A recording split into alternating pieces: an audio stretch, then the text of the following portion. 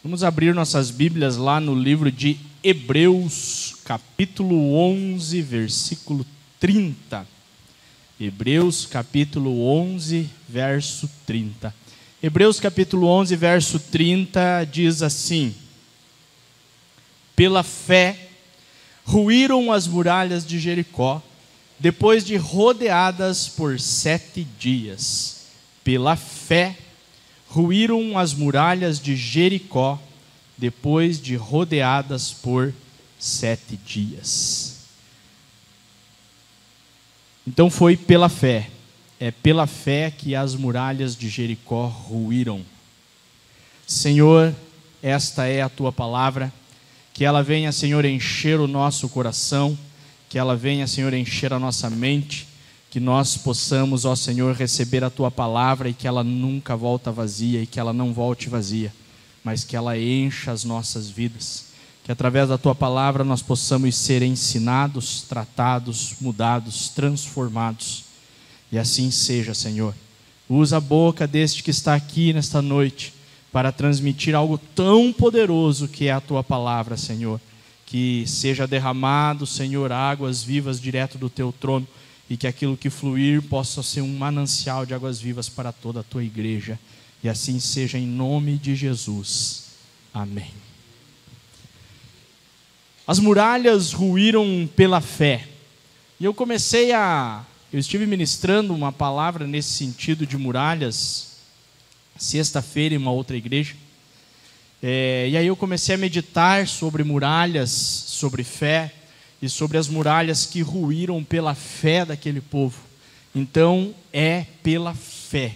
É pela fé que nós vamos ver as muralhas ruindo. É pela fé que nós vamos ver as coisas sobrenaturais acontecendo nas nossas vidas. E eu comecei a pensar e meditar em algumas muralhas que se erguem, que se levantam em nossas vidas. E o que nós podemos fazer então para que essas muralhas comecem a ruir, comecem a cair? Então eu comecei a meditar, comecei a pensar que, por exemplo, existe uma grande muralha que vai se levantando na nossa vida, que é a muralha da incredulidade. Quando nós começamos a deixar de crer, quando nós começamos a não crer mais que para Deus tudo é possível. E aí nós precisamos então exercitar a nossa fé, porque é pela fé. E agora vamos voltar um pouquinho ali no próprio livro de Hebreus, lá no 11, só que no versículo 1. Estamos falando de fé, mas o que é a fé? Ora, a fé é a certeza de coisas que se esperam, a convicção de fatos que se não veem. É a certeza de coisas que se esperam, a convicção de fatos que se não veem. Eu tenho certeza absoluta que Jesus voltará. Isso é fé. É a certeza de algo que vai acontecer, porque na Bíblia diz que ele vai voltar. Agora, quando vai ser? Não sei. Como vai ser? Não sei. Mas tenho certeza que ele voltará. Por quê? Porque eu tenho a minha fé, e a minha fé é a certeza daquilo que eu espero. E eu espero que um dia Jesus vai voltar, porque a Bíblia fala que um dia ele vai voltar. E eu tenho convicção de que isso vai acontecer mesmo sem eu ver. Eu tenho convicção de que Jesus está aqui no nosso meio. Está inclusive aí passando a mão na sua cabeça. Eu tenho convicção disso. Por quê? Porque nós juntos formamos o corpo de Cristo, Ele é o cabeça, então Ele está onde o seu corpo está reunido. E Ele está no meio. Mas nós não podemos ver, pastor, cadê Jesus? Eu não estou vendo. É fé. Por isso que nós precisamos ter fé. A fé é a certeza daquilo que se espera e daquilo que se não vê. Eu não vejo Deus. Eu nunca vi Deus. Mas eu tenho plena convicção de que Ele existe, de quem Ele é, de que Ele é na minha vida, na minha casa, na minha família, e que Ele está aqui nesta noite. Por quê? Por causa da fé. E eu quero dizer que todas as pessoas na face da terra têm fé. Sem exceção, todas têm fé. Por quê? Porque quando a pessoa acredita em algo que ainda não aconteceu, já é um exercício de fé. Vamos dizer que você amanhã vai ir para o seu trabalho. Então você tem lá um horário que você levanta, que você faz lá os teus afazeres, né? Escova o dente, toma um café, tal. Talvez você vai para o trabalho de ônibus, talvez de carro. Vamos dizer que você vai para o seu trabalho e você vai de ônibus. Então você vai pegar num horário X o ônibus e você vai exercer a sua fé. Porque você, na sua cabeça, tem certeza que se você sair de casa tal horário, pegar o ônibus tal horário, você vai chegar no seu trabalho tal horário. Isso é fé. É um exercício de fé. Por quê? Porque você tem certeza que isso vai acontecer, mas não aconteceu ainda. Como que você pode ter certeza que vai acontecer se não aconteceu ainda? Porque todo dia você vai para o seu trabalho e todo dia isso acontece. Puxa, mas aconteceu um dia, deu um acidente, parou a BR, parou tudo, o ônibus não foi, você está lá dentro, e aí você chega atrasado no trabalho, mas você tinha certeza, antes de tudo isso acontecer, que você ia chegar no horário. Mas você não chegou, mas você exercitou a sua fé. Por quê? Porque você saiu naquele horário, sabendo que você ia pegar aquele ônibus e ia chegar no seu trabalho tal horário. Então todos têm fé. A partir do momento que a pessoa sai de casa, ela já está exercendo a fé. A partir do momento que ela levanta de manhã, ela já está exercendo a fé. Porque ela tem certeza que ela vai viver mais um dia. Ela levanta, vai fazer, né, os seus afazeres e vai pensando no que vai acontecer no dia. Ah, hoje é uma segunda-feira, eu vou ter que levar os meninos para a escola, então eu tenho que fazer isso, tenho que levantar tal horário, tenho que dar almoço para os meninos, tenho que aquilo, aquele outro, tenho que pegar esse aqui tal horário, levar ali no tal horário. Isso lá antes de tudo acontecer, você já está bolando na sua cabeça tudo o que vai acontecer. Isso é fé. Você está exercitando a sua fé, porque você tem certeza de coisas que ainda não aconteceram. Então, fé é algo extremamente simples se você trazer para o seu dia a dia. Você tem ela todos os dias. Em todo tempo e em todo momento você tem fé. Eu tenho fé que eu vou viver aí pelo menos mais uns 150 anos. Nem tanto, né? Mas eu tenho fé ainda que eu vou viver muito se Jesus não voltar antes. Mas é só fé, porque eu não sei se amanhã eu estou vivo. Eu creio que sim, mas não tem como ter certeza absoluta. Só Deus sabe. Então nós exercitamos a nossa fé todos os dias. E é interessante que todos nós recebemos uma medida desta fé.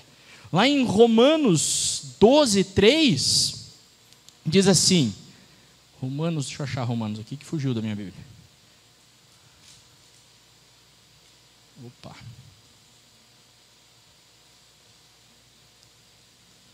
Romanos 12, 3.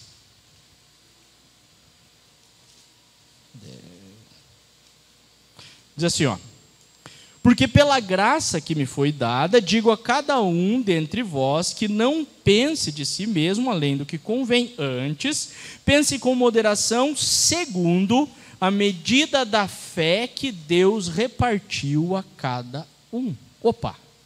Então, cada um de nós, Deus repartiu para nós uma medida de fé. Daí nós já estamos falando de uma fé muito além dessa fé natural. Eu falei aqui da fé natural do dia a dia. Só que nós temos que exercitar uma fé que vai além do natural, que é a fé em Deus, a fé em Cristo Jesus, a fé que derruba muralhas. Pela fé, o povo derrubou as muralhas, porque eles creram, porque eles acreditaram, porque eles eram convictos que quando eles fizessem tudo aquilo que Deus havia determinado, que Deus havia dito que fizessem, algo iria acontecer, e aconteceu. Na última volta, no soar da trombeta, no grito do povo, as muralhas ruíram, pela fé, porque aquele povo exercitou a sua fé. Então você tem uma medida de fé, e você precisa exercitar a sua fé, todos os dias, em todo o tempo, em todo momento. Vamos ler mais um texto, que está lá em Judas 1, 3. Judas é antes do Apocalipse. Acha Apocalipse e volta, você vai achar Judas. Judas 1, 3. Bom, Judas só tem o capítulo 1, né? Então é Judas 3. Amados, quando eu empregava toda a diligência em escrever-vos acerca da nossa comum salvação, foi que me senti obrigado a corresponder-me convosco, exortando-vos a batalhardes diligentemente pela fé que uma vez por todas foi entregue aos santos. Essa medida de fé que nós lemos em Romanos, que é esta fé em Deus, que é esta fé em Cristo Jesus, que é esta fé naquele que é Cristo nas nossas vidas, que é esta fé no Deus verdadeiro, esta fé, esta medida de fé, Judas está aqui falando que foi derramada, que foi entregue aos santos. Então não é para qualquer um, porque santos são aqueles que são separados por Deus e para Deus. Então eu e você somos santos, porque a partir do momento que você confessa Jesus, que você crê em Jesus, que você convida Jesus para morar no seu coração, para habitar na sua vida, que você através desse entendimento dá um passo a mais, dizendo assim: pastor, eu quero até me batizar nas águas, quer dizer que você já deu um passo a mais, você está crendo ainda mais naquele que é o seu Senhor, porque você agora está declarando publicamente, se aliançando publicamente com Ele, declarando que Ele é o Senhor da sua vida. Este Jesus maravilhoso é somente os santos que têm fé nele. Por quê? Porque é aos santos que foi dado essa fé. E quem são os santos? Nós. Santo significa separado. Aquele que é separado por Deus e para Deus é santo. Ah, mas eu pensei que santo era só aquele santo que eu tinha aprendido antigamente. Não, nós somos santos. Nós somos santos porque somos separados por Deus e para Deus. Então, se você é separado por Deus e para Deus, você é um santo. E a partir do momento que você é santo, então você tem em você uma medida de fé que foi derramada pelo próprio Senhor sobre a sua vida, para que você creia nele. E para que você creia nas maravilhas que Ele pode fazer. E para que você creia que Ele pode continuar derrubando muralhas.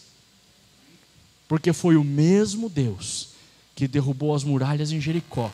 É o mesmo Deus que está aqui nesta noite falando conosco através da sua palavra. Ele não mudou. E Ele continua derrubando muralhas. A diferença é que lá no Antigo Testamento as coisas aconteciam de uma forma natural, porque era uma sombra do novo. O antigo, tudo que está no antigo é válido. Tem gente que diz que o antigo aboliu. Não, não aboliu. Jesus completou, Jesus complementou. Ele veio fazer tudo que estava no antigo e acrescentar algo a mais.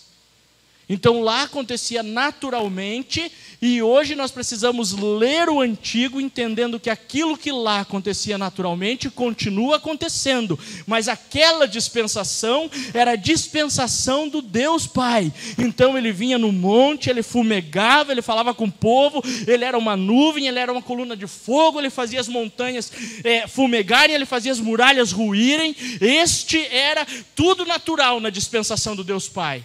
Ele fazia a sarça ardente. Aí vem a dispensação do Deus Filho. Ele vem, habita, ele tabernaculou, ele habitou no nosso meio, ele se fez carne. O mesmo Deus Todo-Poderoso abandona toda a sua glória e vem viver como um homem, vencer como eu e você, para mostrar para nós que é possível um homem viver uma vida digna, uma vida santa, uma vida de filho de Deus. E aí ele morreu, ressuscitou e hoje está glorificado. E então vem a terceira dispensação dos tempos, que é a dispensação do Espírito Santo. E agora já não é mais natural, agora é espiritual. As muralhas caem espiritualmente. As coisas continuam acontecendo igual era no velho, só que no novo é tudo espiritual. E é por isso que é derramado sobre nós uma medida de fé, para que nós continuemos crendo em tudo aquilo que é espiritual que acontece na nossa vida. E se você for lá para João 7, esse mesmo Judas que escreve aqui, ele não acreditava em Jesus. Porque este Judas, essa epístola de Judas, é um dos irmãos de Jesus. Ah, Jesus tinha irmãos, né? Irmãos da mãe e do pai terreno. Quer dizer, José e Maria tiveram relações, tiveram filhos. Tiago, que você vai ler depois aqui, depois não vou ler Tiago hoje, mas Tiago, que você vê aqui, também era um irmão de Jesus, irmão terreno. Não era irmão de sangue, porque eu já falei disso aqui, né? Não, Jesus não foi um óvulo fecundado. As pessoas acham que Deus veio e fecundou o óvulo de Maria. Não, Jesus não foi um óvulo fecundado. Isso quem ensina são os gregos, né? Que são os semideuses. Vem um Deus, fecunda um óvulo e vira e nasce um semideus. E Jesus não é um semideus. Jesus é Deus. Então, o que gerou dentro de Maria Jesus foi o próprio Deus. Deus não fecundou o óvulo de Maria. Deus entrou dentro de Maria e ela foi como se fosse uma barriga de aluguel para gerar aquele homem, Jesus. Mas o sangue de Jesus não era o mesmo sangue de Maria. O sangue de Jesus era o sangue que purifica. É, né? Não era, é. O sangue de Jesus é até hoje. É o sangue que purifica, é o sangue que transforma, é o sangue que é derramado sobre nós. De uma forma espiritual. Não é mais natural. Enquanto Jesus estava na terra, era natural. O sangue natural de Jesus, Deus, o Deus Todo-Poderoso, foi derramado sobre a terra para que a terra fosse purificada. Quando ele ascende aos céus, então ele deixa o sangue sobrenatural, espiritual dele, para continuar sendo derramado sobre toda a terra. Para que seja derramado sobre mim, sobre você, e possa nos trazer salvação, transformação, mudança. É através do sangue de Jesus. E isso é o exercício da fé. É a minha fé que me faz crer em tudo isso que está escrito. Porque o que eu estou falando aqui, tudo está escrito. Nada foge da palavra de Deus. Não vou ficar citando aqui todos os versículos e capítulos aí, que nós vamos ficar aqui até amanhã daí. Mas tudo está escrito. E nós precisamos exercitar. Mas olha que interessante o que Judas fala. Me senti obrigado a corresponder-me convosco, exortando-vos. O que é exortar? Quer exortar? Alguém? Hã? Chamar atenção? Que mais? Orientar. Que mais? Chamar atenção, orientar. Hã? Corrigir se for algo errado. Então ele está exortando, ele está chamando atenção, ele está, orientando, ele está corrigindo algo que talvez esteja errado. Exortar. Podemos ficar com chamar atenção, que é mais. Então ele está dizendo assim: eu estou chamando a atenção de vocês. Batalhardes diligentemente pela fé. O que é batalhar? Lutar, buscar, não se deixar vencer, diligentemente, direto, sem deixar aquilo morrer dentro de você. Então nós precisamos batalhar diligentemente pela fé. Eu quero dizer que você já tem a medida de fé, mas se você não batalhar por essa medida, ela vai ficar aí encoberta. E você não vai conseguir exercitar a sua fé. Eu preciso batalhar diligentemente por essa fé.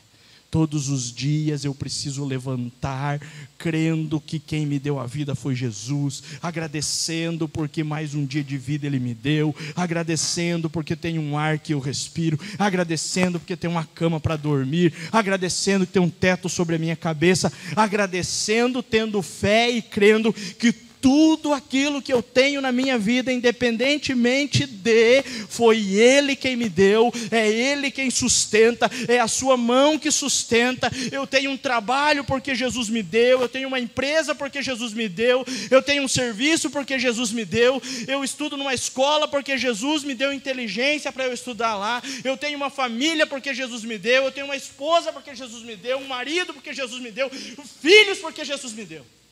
Isso é lutar diligentemente, é batalhar diligentemente, exercendo a sua fé, crendo que tudo é por Ele, tudo é por meio dEle, tudo é para Ele. É através dEle. É Ele quem criou todas as coisas. É Ele quem continua criando.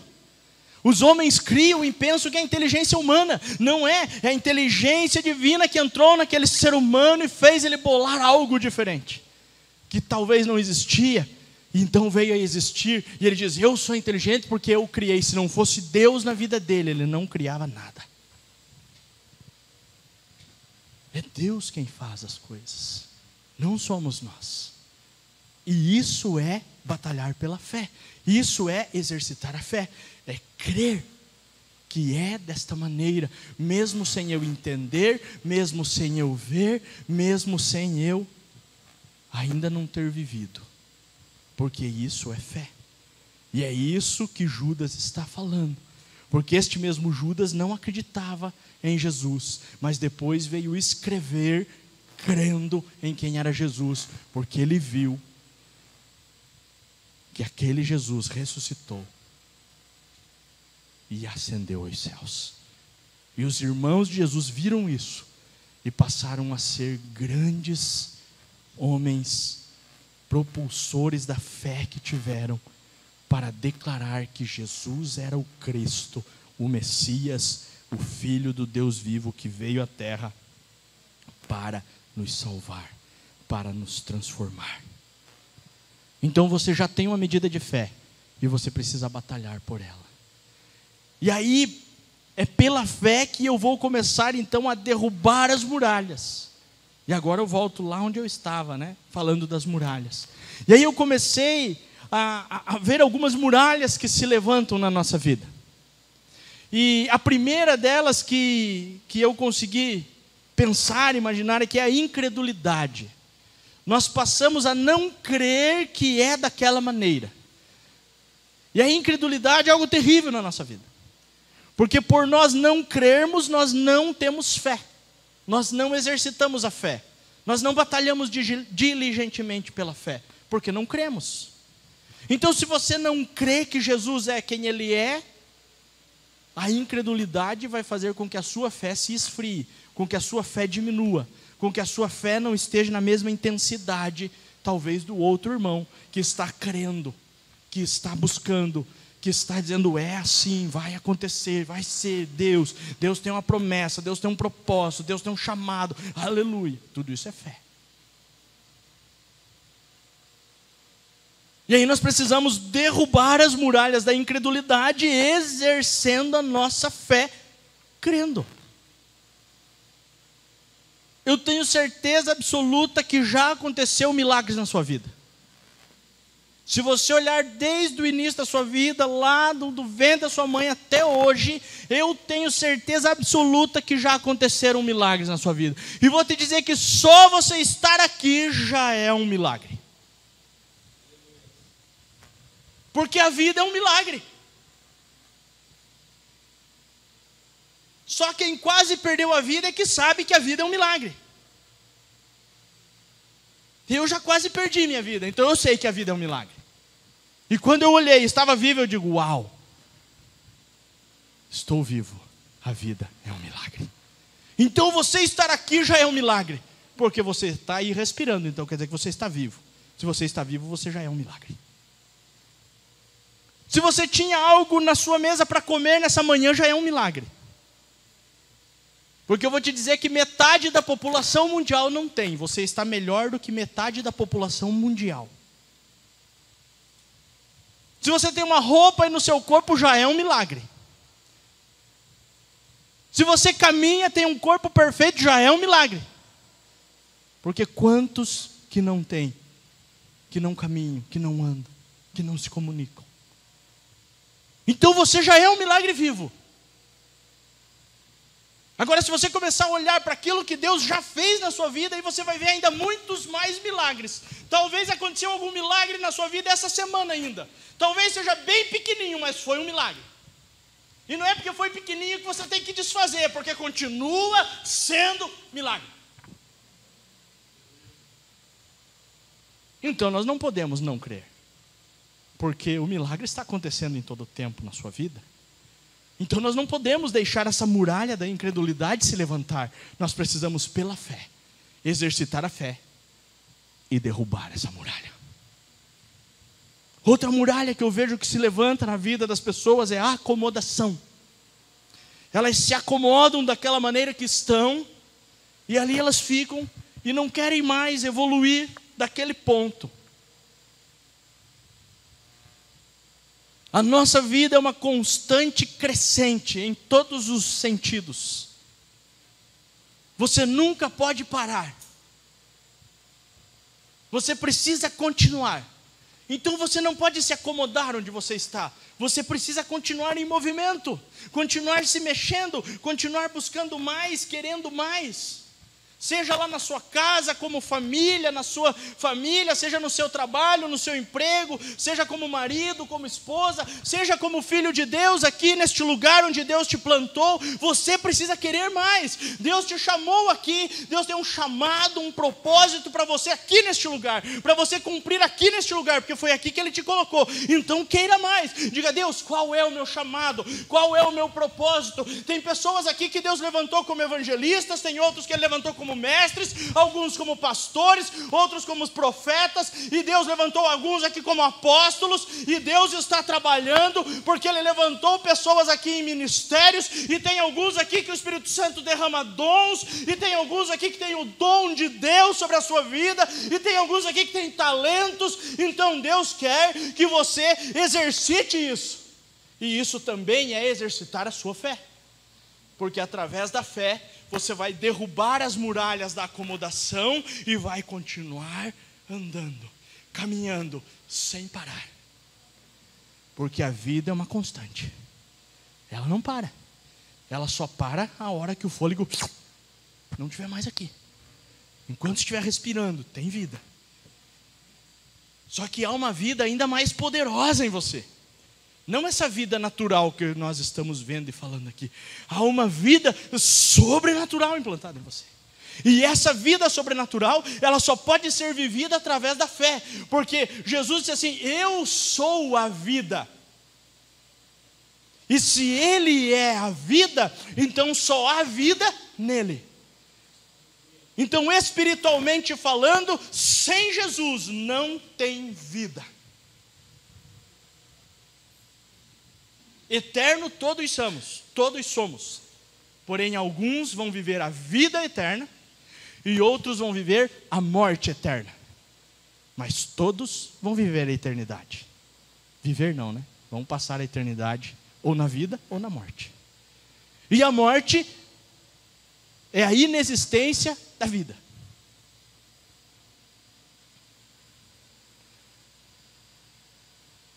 Esses dias, eu não lembro qual pastor que eu vi explicando isso.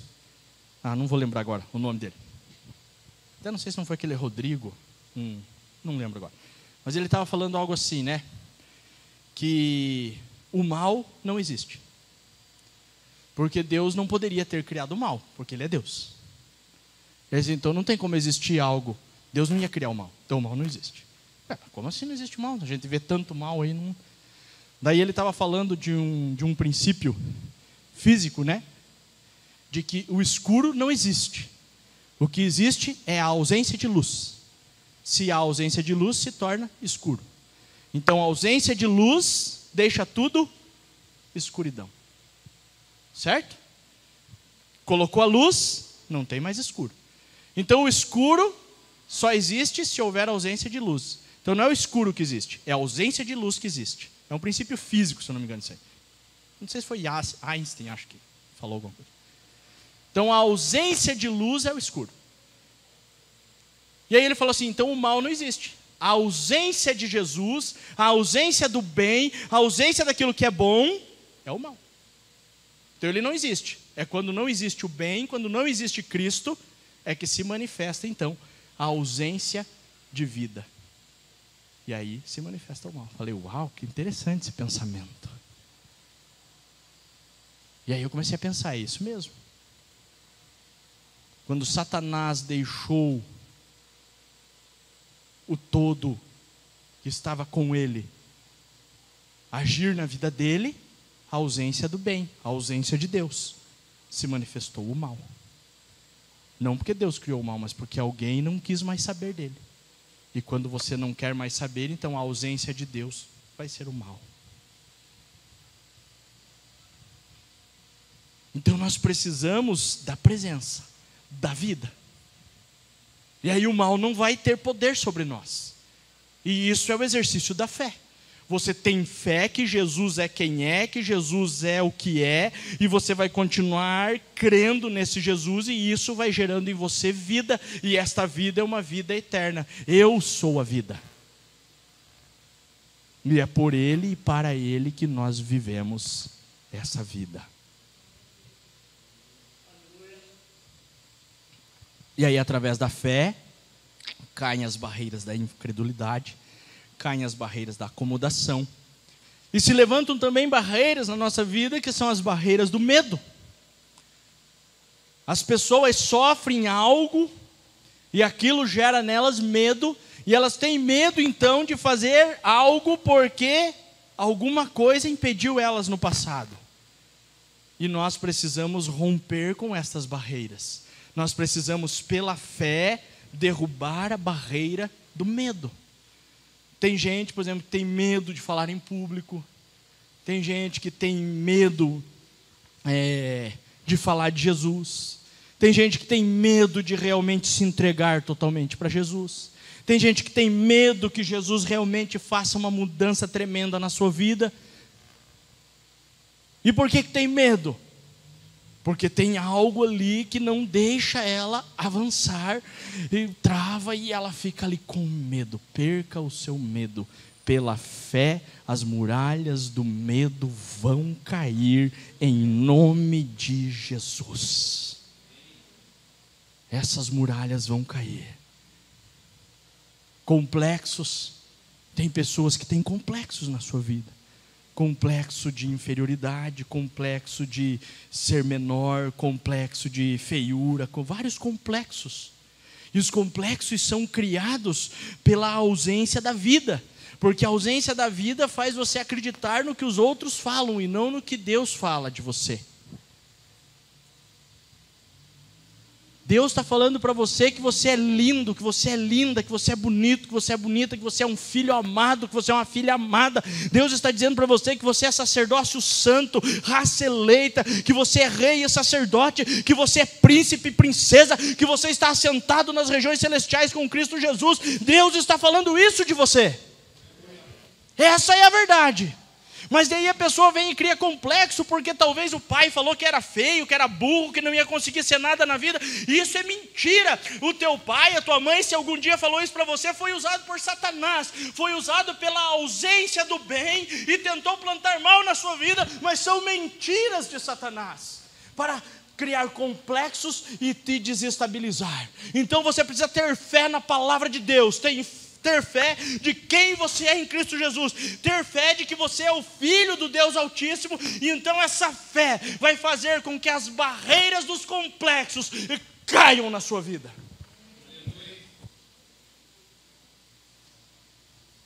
Há barreiras de resistências. Você cria uma resistência ao próprio Cristo. Tem pessoas que resistem, elas criam uma resistência. Ela diz, não, isso aí não pode ser verdade. Esse negócio aí não pode ser verdade. Isso aí que eles sentem, isso aí não pode ser verdade. É verdade. Porque o que é espiritual é inexplicável aos olhos naturais. O que é espiritual é sobrenatural. Se é sobre, está acima do que é natural. O que é espiritual vai muito além daquilo que você pode pensar ou imaginar. Então você precisa crer, você precisa usar da sua fé, você precisa exercitar a sua fé, você precisa batalhar diligentemente por essa fé, para que essa fé gerada em você comece a derrubar as barreiras da resistência, e as barreiras da resistência caiam por terra, para que não haja mais resistências.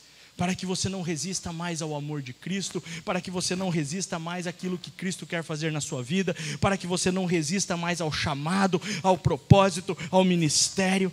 Não resista, apenas tenha fé e deixe Deus te usar, e deixe Deus agir.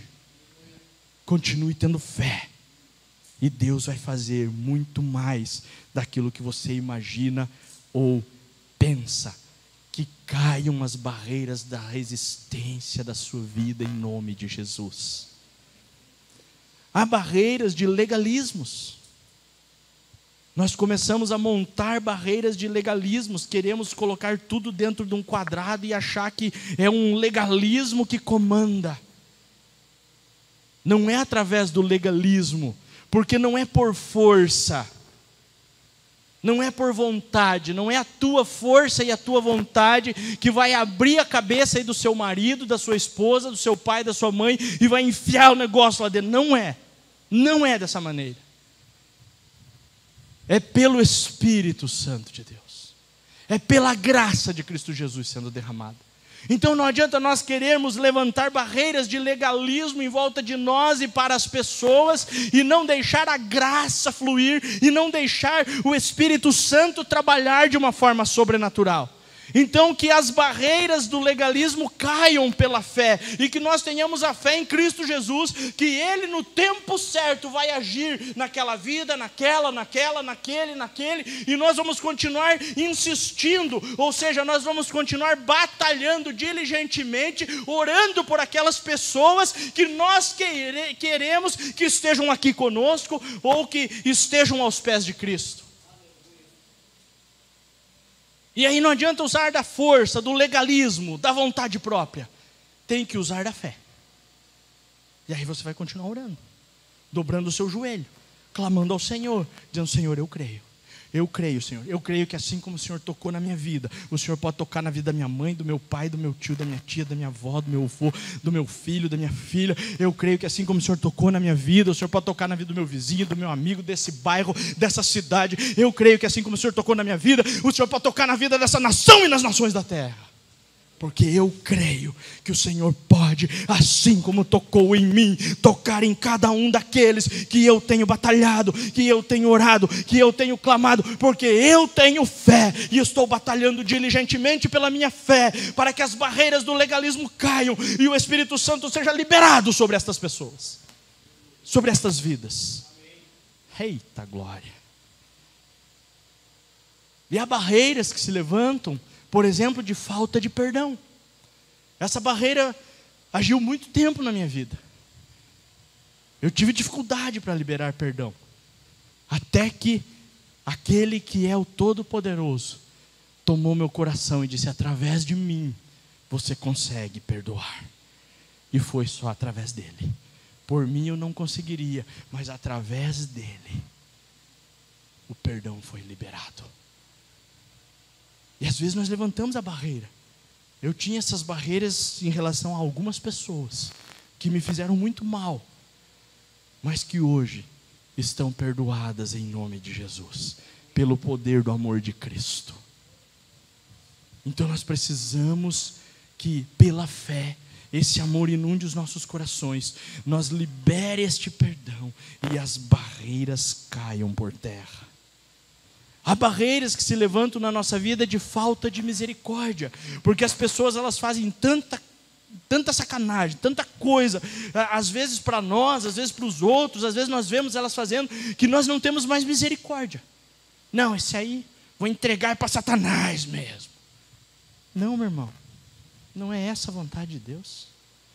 A vontade de Deus é que todos se salvem. A vontade de Deus é que todos sejam tocados. A vontade de Deus é que todos sejam filhos dele.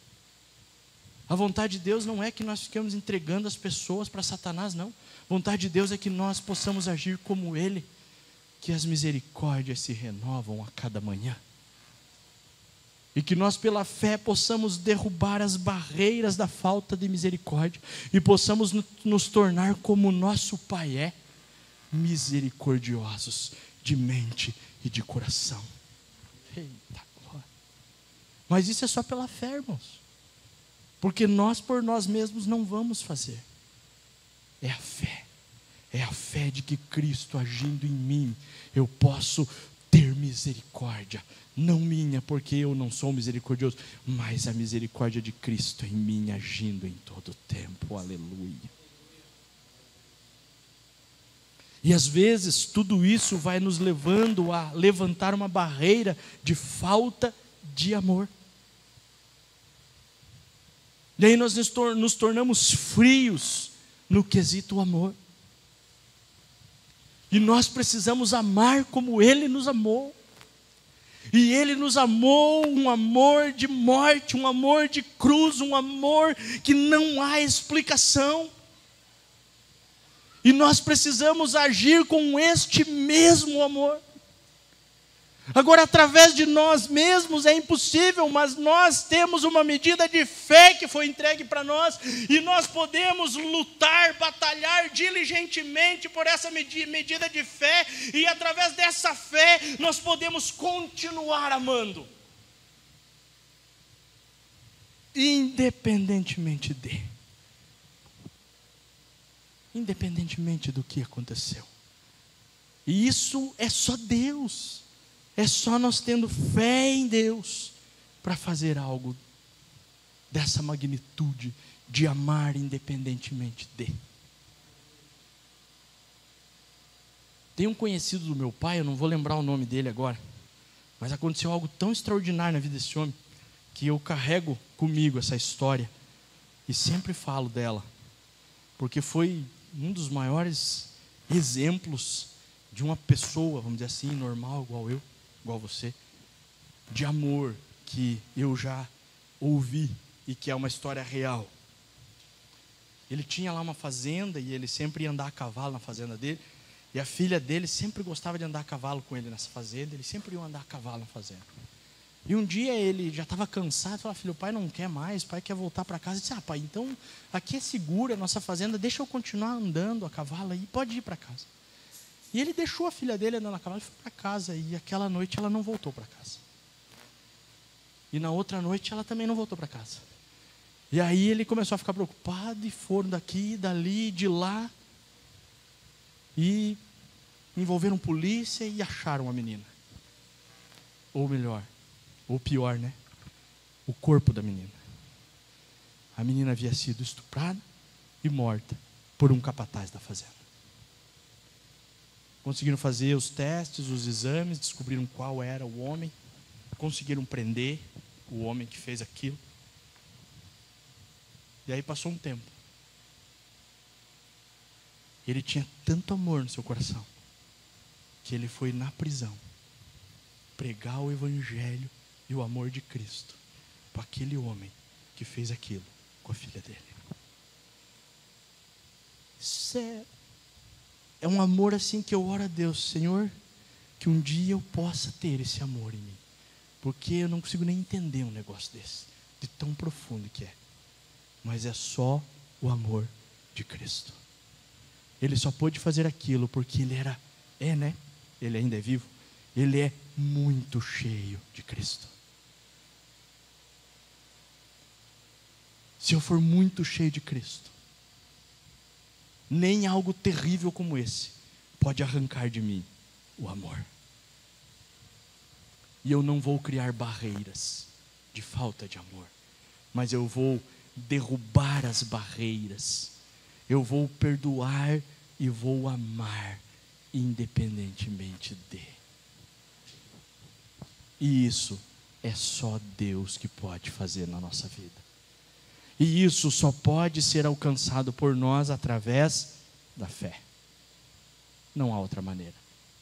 É a medida de fé que está em nós. E é batalharmos diligentemente por essa fé, que vai fazer com que essa fé haja de uma maneira tão sobrenatural como agiu naquele povo. E quando nós soltarmos o grito, as barreiras vão cair.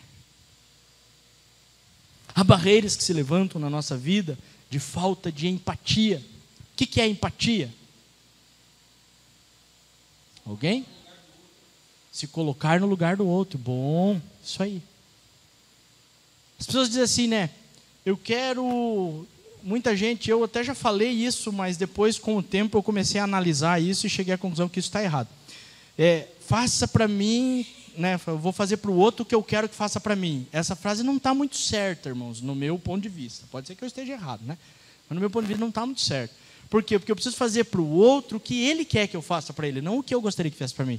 Porque talvez eu goste de azul e gostaria de ganhar um sapato azul, e o outro gosta de vermelho e gostaria de ganhar um sapato vermelho, e eu dou para ele um sapato azul, porque eu gosto do azul. Ele vai gostar, né? Vai dizer, que legal esse sapato, mas se fosse vermelho ele ia ficar mais feliz. Então eu preciso fazer para o outro aquilo que ele quer que eu faça para ele, não o que eu quero que faça para mim. E isso é empatia. É você se colocar no lugar do outro e fazer para o outro o que ele quer, não o que você quer. E às vezes nós levantamos barreiras de falta de empatia. E às vezes o que leva à falta de empatia é isso, é eu querer fazer o que eu quero para o outro. Mas talvez não seja o que você quer, mas sim o que ele quer. E aí nós precisamos treinar, se colocar no lugar dele e começar a fazer aquilo que ele gostaria que fizesse, que ela gostaria que fizesse. Não o que você quer fazer, do jeito que você quer, mas como ele pretende receber. Então nós precisamos ir treinando. E aí você vai treinando, né? Eu antes de eu me casar, eu gostava muito, por exemplo, de dar flores. Daí eu me casei com a minha esposa. E eu descobri que ela prefere muito mais um chocolate do que uma flor. Então, em vez de eu comprar uma rosa e chegar com uma rosa em casa, eu vou comprar um chocolate. Vou chegar com um bombom em casa. Porque ela vai se agradar muito mais do bombom do que da rosa. Eu gostaria muito mais de comprar uma rosa. Porque eu gosto de dar a flor. Mas se ela agora receber o chocolate, então eu vou agir de empatia e vou dar o chocolate, não a flor. Entendeu mais ou menos o sentido da coisa? Mas eu sou teimoso e eu continuo dando flor. Tá bom, ela vai gostar, vai ficar feliz, é uma flor, né? Mas o chocolate vai deixar muito mais feliz. Então, para que dar uma flor? Dá um chocolate, uai. Exemplo simples, mas para você entender. Então, não adianta eu fazer para ela o que eu gostaria que fizesse para mim, ou o que eu quero fazer. Eu preciso fazer o que ela quer receber.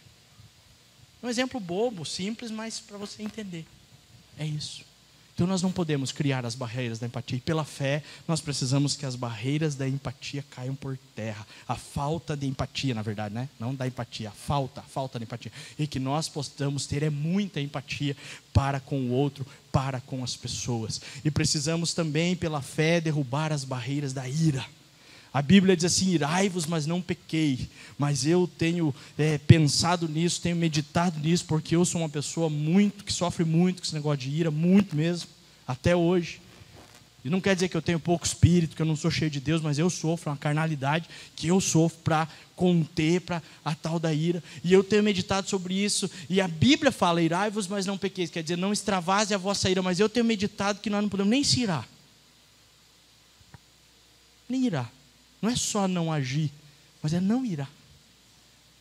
Porque o fruto do Espírito não tem nada de ira. E se eu vou exercer o fruto do Espírito, então eu tenho que começar a treinar nem me irar. Eita, e é difícil, hein? Para mim, pelo menos é, né?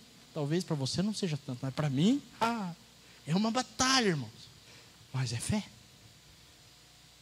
E a fé,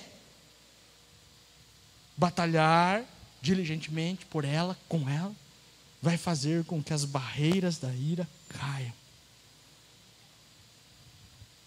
E o tempo tá voando e um monte de barreira aqui. Eu vi mais uma barreira que eu estava pensando, que é as barreiras do pecado. As barreiras do pecado têm invadido as casas, têm invadido as pessoas. E tem uma barreira que tem se levantado que é pior ainda, que é o pecado encoberto. O pecado já é ruim, o pecado encoberto então piorou 10 vezes. Então nós precisamos agir pela fé, para que as barreiras do pecado caiam na nossa vida, na nossa casa, e se há algum pecado escondido, que eu confesse ele. Pegue uma pessoa de confiança, que seja cristão de verdade. Confie nos seus pastores. Está aqui o seu pastor e a sua pastora. Ela deu uma saidinha. Confie nos seus pastores. Diga assim, pastor, eu tenho um pecado para confessar. Confesse, eu vou orar com você, não vou te julgar. E nós vamos batalhar juntos, para que esse pecado caia por terra. Não deixe pecado escondido e oculto. Eu já deixei, irmãos, e não é bom. Faz mal, definha o corpo, arrebenta aqui por dentro. Não deixe pecado escondido, não vale a pena.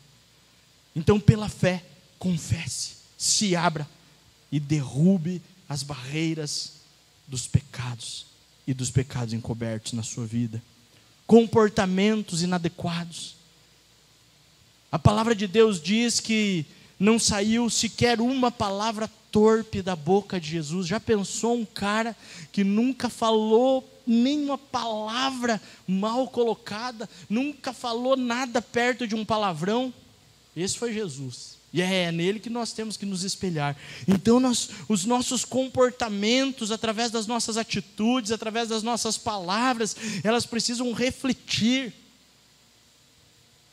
o amor de Cristo, precisam refletir Cristo. Então, em todo o tempo, nós temos que cuidar dos nossos comportamentos.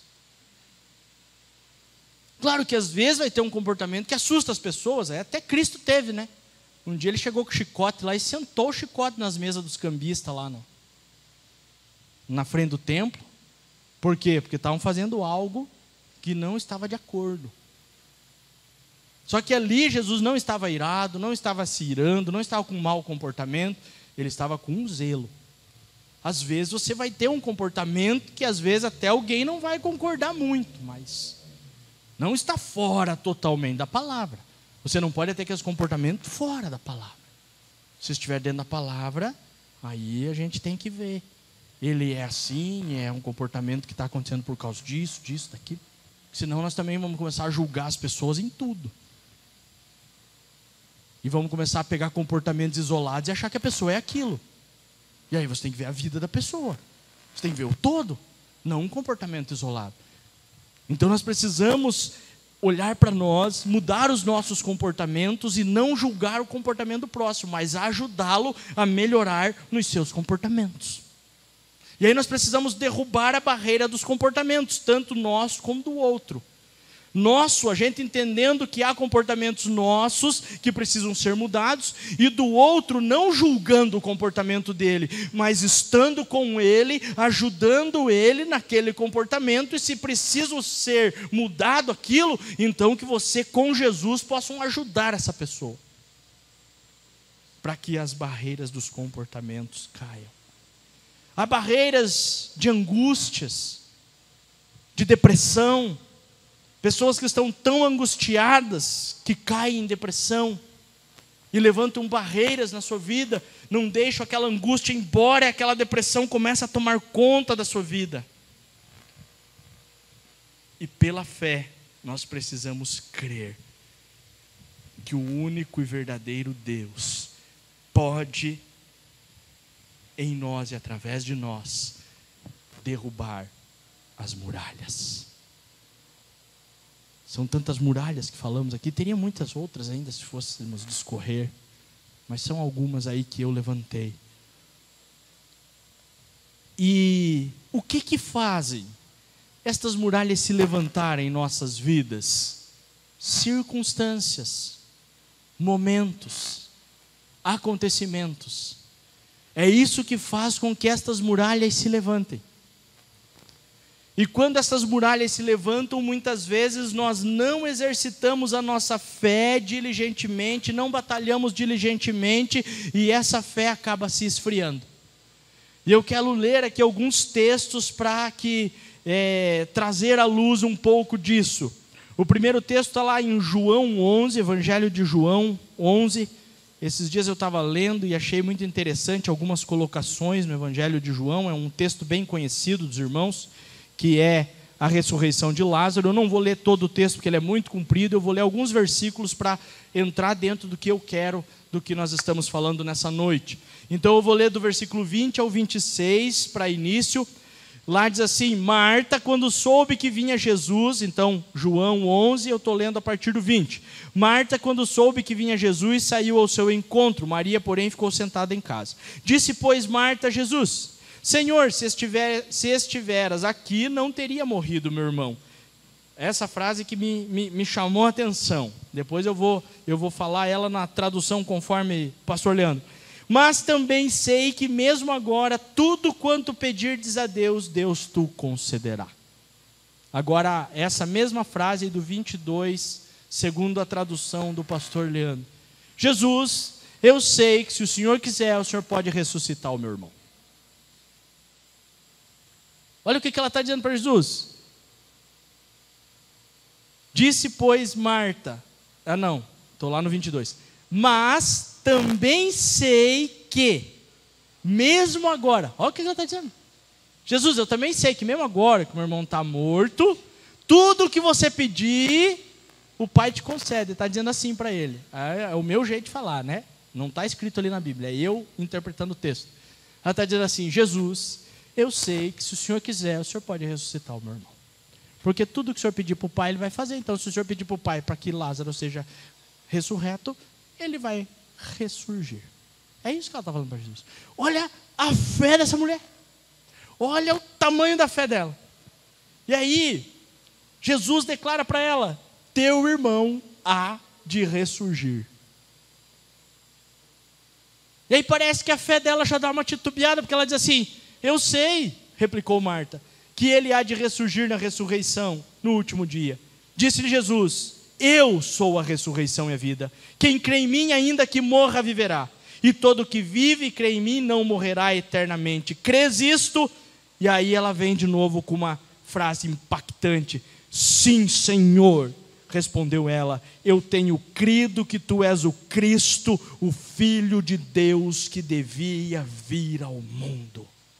Então ela crê que Ele é o Messias, ela crê que Ele é o Cristo, ela crê que Ele é o Filho de Deus, ela crê que tudo que Ele pedir para o Pai pode conceder. Então ela crê que o irmão dela pode ressurgir, pode ressuscitar. E o próprio Jesus falou para ela, o seu irmão vai ressurgir, o seu irmão vai ressuscitar. Mas quando nós não exercitamos a fé, nós agimos como ela agiu lá para o 39, eu vou pular. Então ordenou Jesus, tirai a pedra, disse-lhe Marta, irmã do morto, Senhor, já cheira mal, porque já é de 4 dias. Respondeu-lhe Jesus, não te disse eu que se creres verás a glória de Deus. Ela cria que Jesus era Jesus, ela cria que Ele era o Cristo, o Filho de Deus, ela sabia que tudo que Ele pedisse ao Pai, o Pai ia conceder para Ele, e quando Ele manda arredar a pedra, ela diz, mas está fedendo. É assim, ei, nós não tivemos um diálogo agora há pouco ali, você não está dizendo que eu sou o Cristo, o Filho de Deus vivo, que tudo que eu pedir para meu Pai, Ele vai conceder, ei, acorda, Ele vai ressuscitar, tira a pedra. Oh, glória! Tirar a pedra é sua função. Ressuscitar o que está morto é Deus quem faz. Mas para tirar a pedra, você precisa exercitar a fé. Sem fé, a pedra não é removida. Com fé, a pedra é removida. Sem fé, o morto continua morto. Com fé, o morto ressuscita. É pela fé. Pela fé que as muralhas ruíram. E tem um texto, mais 2 textos para nós finalizarmos. João 1, do 29 ao 34. João 1, do 29 ao 34, diz assim. No dia seguinte,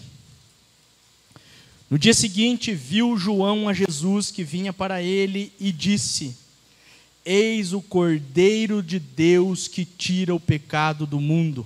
É este, a favor de quem eu disse, após mim vem um varão que tem a primazia, porque já existia antes de mim. Eu mesmo não o conhecia, mas a fim de que ele fosse manifestado a Israel, vim por isso, batizando-o com água. E João testemunhou, dizendo, vi o Espírito Espírito descer do céu como pomba e pousar sobre ele. Eu não o conhecia. Aquele, porém, que me enviou a batizar com água, me disse: aquele sobre quem vires descer e pousar o Espírito, esse é o que batiza com o Espírito Santo. Pois eu de fato vi e tenho testificado que ele é o Filho do Deus vivo. João Batista, o último profeta, falando de quem era Jesus, sem dúvida, com fé, crendo, sabendo quem era Cristo, dizendo: é esse, é Ele, eu vi, eu sei que é Ele, Ele é o Filho do Deus vivo. Agora vamos lá para Mateus 11. Mateus 11, do 2 ao 6. E Mateus 11, do 2 ao 6, diz assim: quando João ouviu no cárcere falar das obras de Cristo, mandou por seus discípulos perguntar-lhe: és tu aquele que estava para vir, ou havemos de esperar outro? E Jesus respondendo disse-lhes: ide e anunciai a João o que estáis ouvindo e vendo. Os cegos veem, os coxos andam, os leprosos são purificados, os surdos ouvem, os mortos são ressuscitados, e aos pobres está sendo pregado o Evangelho. E bem-aventurado é aquele que não achar em mim motivo de tropeço. O mesmo João que nós acabamos de ler lá em João 1, 29 a 34, que testificou de Jesus, que falou quem era Jesus, que tinha certeza que Jesus era o Filho de Deus, o mesmo João agora manda perguntar se Jesus é Jesus. O que abala a nossa fé são as circunstâncias. O que abala a nossa fé é quando estamos passando pelo estreito, pelo momento difícil. João estava no cárcere, prestes a ser degolado, prestes a ser decapitado, e a cabeça dele ia ser servida numa bandeja. E nesse momento em que ele se vê no cárcere para ser degolado, aí vem as imaginações do pastor. Não está escrito na Bíblia, mas as imaginações do pastor. Eu fico imaginando João então lá, pensando assim: Deus, o Senhor me mandou, eu sou seu profeta, e agora eu estou aqui, preso, vão me decapitar. E Jesus, será que realmente ele é Jesus? Se ele realmente fosse Jesus, então ele estava aqui me libertando da prisão. Será que ele realmente é Jesus? O mesmo João que tinha testificado, agora estava com o pé atrás. Será que ele é Jesus? As circunstâncias nos levam a ficar com o pé atrás. As circunstâncias nos levam a perder a fé. As circunstâncias nos levam a não mais lutar diligentemente, batalhar diligentemente pela nossa fé. Então não olhe para as circunstâncias, porque não são as circunstâncias que vão dizer quem é Jesus, se você já o conheceu e já sabe que Ele é quem Ele é.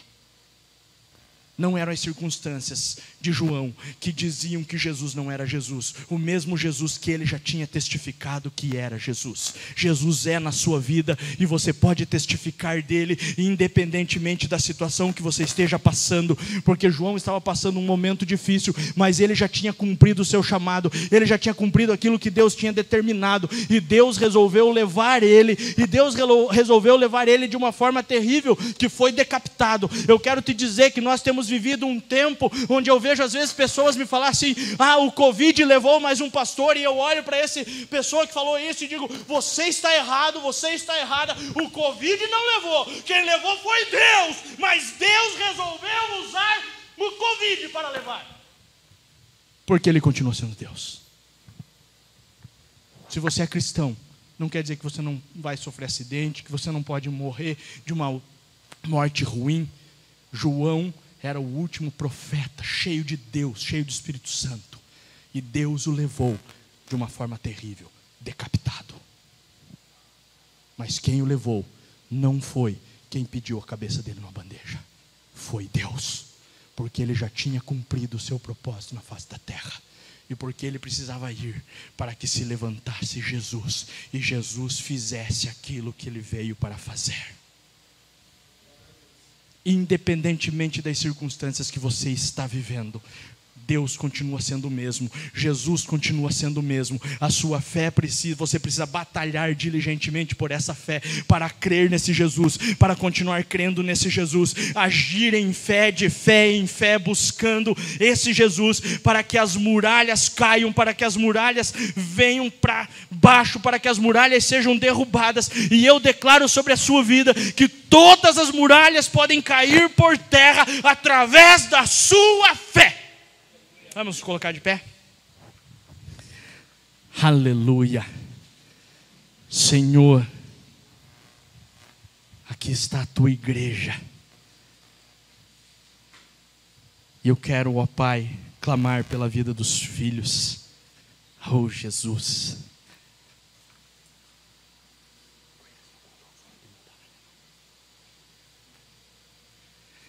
Oh, Jesus maravilhoso. A tua palavra nós aprendemos aqui nesta noite que é pela fé. É pela fé que os teus filhos vieram a este lugar, é pela fé que eles estão aqui, é pela fé.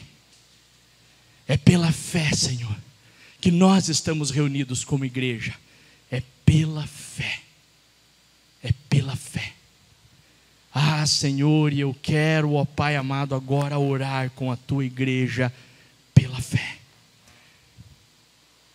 Nesse momento eu quero que você traga aí à sua mente qualquer tipo de muralha que possa ter se levantado, que você possa sentir que está se levantando, qualquer muralha que você talvez sinta que já se levantou, eu quero que você traga à sua mente. E agora eu também quero que você traga à sua mente a fé inabalável em Cristo Jesus, crendo que Ele é Cristo. E eu quero te dizer mais, que quando nós somos cheios de Cristo, mesmo que a gente dê uma titubeada, Cristo vai falar bem de nós. Porque João num momento titubeou e disse assim, vai lá e pergunta se ele é Cristo. E Cristo diz, fala para ele que eu sou quem ele estava falando que eu seria, porque eu sou o Cristo, Filho do Deus vivo. E quando ele termina de dizer isso, ele fala bem de João. Ele diz, quem que vocês dizem que era João? Uns dizem que era um maluco, outros dizem que era um que usava roupa de pelo, outros dizem que era isso e que era aquilo. Mas eu quero dizer que João é aquele que a Bíblia fala que viria a abrir o caminho para o Senhor. E mesmo quando João titubeou na sua fé por causa das circunstâncias, Jesus deu testemunho de João, que nós possamos ser desses, que somos tão cheios do Espírito Santo, que somos tão cheios de Deus, que quando as circunstâncias nos fizerem titubear na nossa fé, Jesus vai dizer, Ele continua sendo meu filho, Ele é o meu filho amado em quem eu me comprazo, e nós possamos levantar a nossa fé, porque Ele está dizendo nesta noite para você, eu estou aqui, aquele que cura, aquele que sara, aquele que derruba as muralhas, aquele que ressuscita o morto, aquele que ressuscitou e que vive eternamente, aquele que te assenta junto com ele nas regiões celestiais, está aqui nesta noite.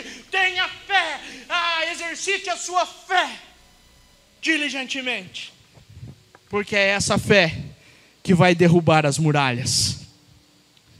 E eu quero declarar na sua vida nesta noite que as muralhas estão ruindo. Senhor, aqui está o teu povo que se chama pelo teu nome, aqui estão os teus filhos, Senhor, os santos reunidos formando o teu corpo, que eles possam diligentemente lutar com essa fé e por essa fé, e que estas muralhas, que eu não sei quais são, mas que o Senhor sabe, comece a vir abaixo agora, em nome de Jesus. Caiam muralhas. Em nome de Jesus, caiam muralhas. Em nome de Jesus, caiam as muralhas.